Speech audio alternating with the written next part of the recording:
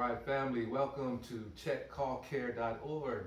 Remember, in an emergency, we want to check our surroundings, make sure everything is safe before we go in to help assist the person that needs help. After the surroundings are safe, we're going to go in and check the person. First thing we're going to do, tap their shoulder, holler at them, hey, is everything okay? You need any help? If they don't respond, our ear to their mouth, listening and feeling for breathing, looking down at their chest to make sure it's rising and falling. No sign of breathing. Then we go to the call. We check, now it's call. Hey, call 911, see if you can find a first aid kit and AED and come back, okay? And then we're gonna administer care to the best of our ability, going into 30 compressions, 2 breaths, and perform CPR, okay? That may not be the case all the time, but whatever the level of the emergency is the level of care that we will give them.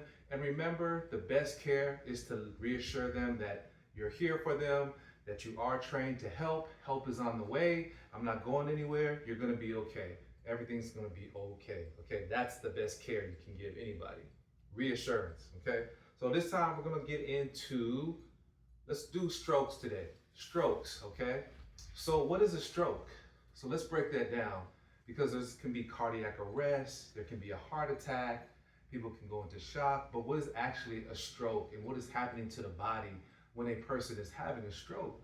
So a stroke is when there's a artery or blood vessel that's being blocked, that's giving blood to the brain, okay? So once the brain does not receive the blood, it does not receive the oxygen it needs to survive. So the brain slowly starts to deteriorate, okay? So that's why people have a hard time, if they had a major stroke, walking again, because that part of the brain was destroyed and now they got to relearn how to walk by creating more neural pathways. That's why they have hard time speaking, because that part of the brain was damaged and now they have to build the neural pathways of that brain, okay? So what can we do? American Red Cross teaches us an acronym called FAST, F-A-S-T, FAST, okay? So let's go over it. F is for face.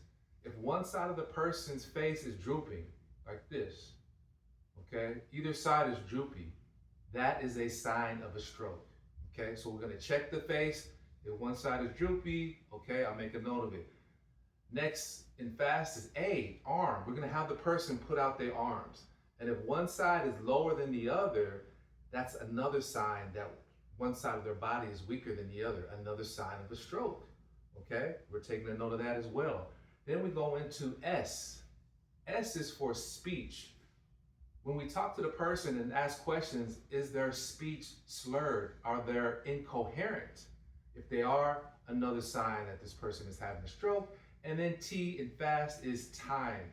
We want to note the time that we found the person having the stroke and relay that to the emergency response team, because there's certain medications that they can give them within a certain allotted time period.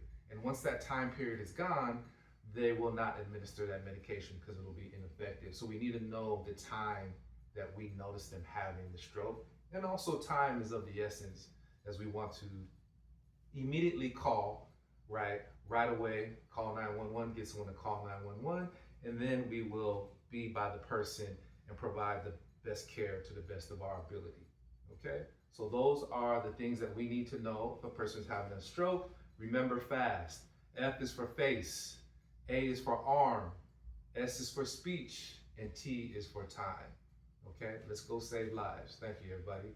If you want to be trained and certified in American Red Cross First Aid and CPR, hit me up, checkcallcare.org, or the phone number 213-302-4484. And again, I'll come to you. You don't have to do anything, but just provide the space, and we can get you certified within that day, and certification lasts 2 years.